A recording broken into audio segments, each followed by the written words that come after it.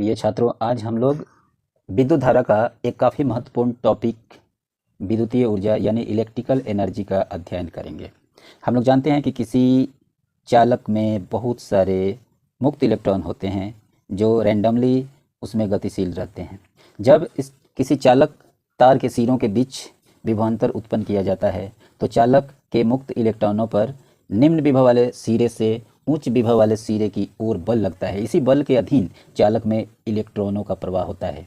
गतिशील इलेक्ट्रॉन विस्थापित होकर कार्य करते हैं। यह कार्य ही चालक में ऊष्मा ऊर्जा के रूप में प्रकट होता है। जैसा कि आप चित्र में देख सकते हैं, यहाँ एक परिपथ है जिसमें एक सेल जुड़ा हुआ है। सेल के कारण चालक तार के दोनों सिरों के बीच विभवांतर भी उत्पन्न होता है और इस चालक तार का प्रतिरोध R है और सेल के कारण विभवांतर जब उत्पन्न होता है तो इलेक्ट्रॉन्स पॉजिटिव टर्मिनल की ओर अट्रैक्ट होते हैं। इस कारण इसमें धारा अपोजिट डायरेक्शन में फ्लो करती है।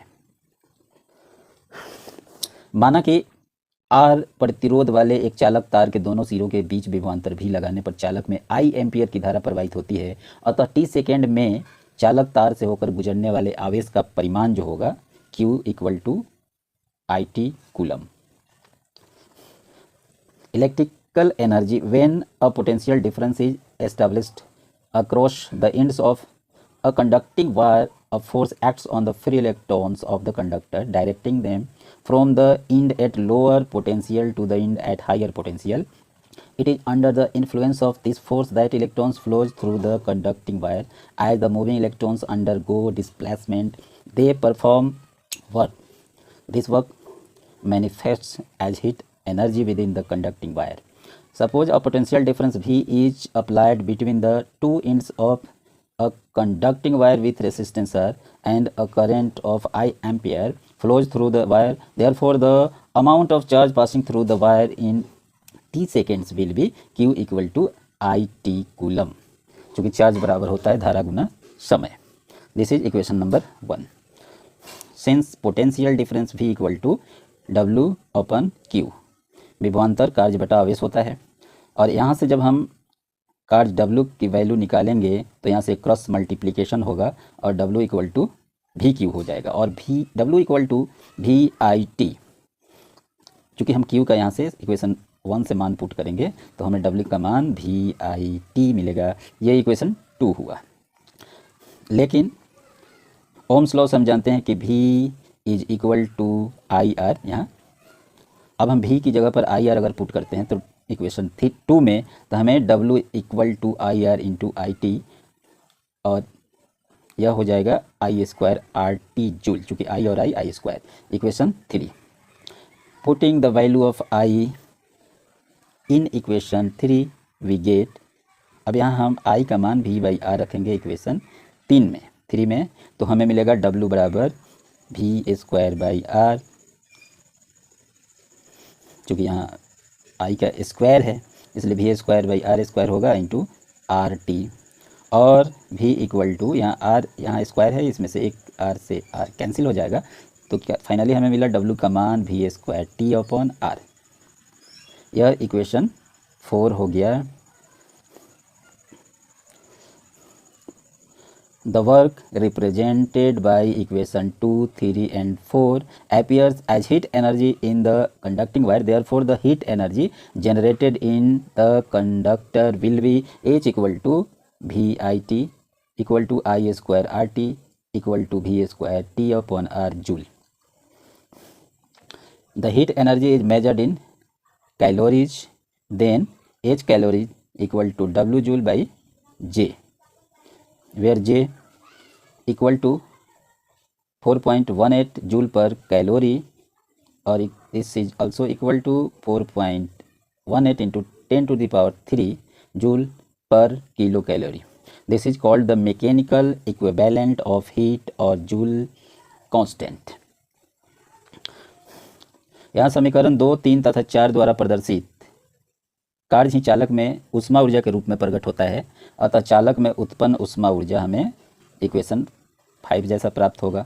यदि ऊष्मा ऊर्जा को कैलोरी में मापा जाए तो H कैलोरी = W joule/J, जहाँ J = 4.18 जूल प्रति कैलोरी बराबर, अगर हम इसे किलो कैलोरी में कन्वर्ट करते हैं तो 10⁻³ से मल्टीप्लाई करेंगे और इसे ही ऊष्मा का यांत्रिक तुल्यांक या जूल का नियतांक कहते हैं। इस प्रकार चालक में t समय में उत्पन्न ऊष्मा thus the heat generated in the conductor in time t is h equal to VIT upon j equal to I square RT by j equal to V square T by RJ calorie. Equation 5 के प्रत्येक term में हम t से j से भाग देंगे तो हमें कैलोरी में हीट मिलेगा। अब इससे रिलेटेड क्वेश्चन आता है जो इस प्रकार है, a potential difference of 250 volt is applied across a resistance of 500 ohm in an electric iron, calculate the electric current and the heat energy generated in joule in 10 seconds. Solution 250 volt के विभवांतर को एक विद्युत इस्त्री में 500 ओम के प्रतिरोध के बीच लगाया जाता है तो विद्युत धारा और 10 सेकेंड में जूलों में उत्पन्न ऊष्मा ऊर्जा की गणना कीजिए। अब यहाँ देखें तो V यानी पोटेंशियल डिफरेंस का मान दिया हुआ है 250 वोल्ट, रेसिस्टेंस यानी प्रतिरोध 500 ओम, टाइम समय 10 सेकेंड है। तो ओम के नियमानुसार according to Ohm's law we have I equal to V by R और यहाँ V और R की वैल्यू पुट करेंगे तो हमें धारा का मान 0.5 एम्पियर मिलेगा। Hence the current flowing through the electric iron, अर्थात विद्युत इस्त्री से प्रवाहित धारा का मान मिला 0.5 एम्पियर। फ्रॉम इक्वेशन 5 वी है, इक्वेशन 5 से यहाँ आप देखिए इक्वेशन 5 में 3 टर्म्स हैं, यहाँ और इन तीनों से हम चाहें तो अलग अलग मान रख के और हीट एनर्जी की वैल्यू फाइंड आउट कर सकते हैं। तो यहाँ फर्स्ट टर्म्स जो है heat energy H equal to VIT, भी पोटेंशियल डिफरेंस ऑलरेडी दिया हुआ है 250 और I करंट की वैल्यू हमने फाइंड आउट कर लिया है 0.5 एम्पियर और T 10 सेकेंड की मान पुट करेंगे तो फाइनली हमें हीट एनर्जी की वैल्यू 1250 जूल मिलेगा। हम चाहें तो इक्वेशन 5 के दूसरे टर्म में भी रखकर इसकी वैल्यू निकाल सकते हैं H equal to I square RT, I की वैल्यू 0.5 इसके इंटू R इंटू T, 0.5 का स्क्वायर करेंगे तो 0.25 into 500 into 10 equal to 1250 joule.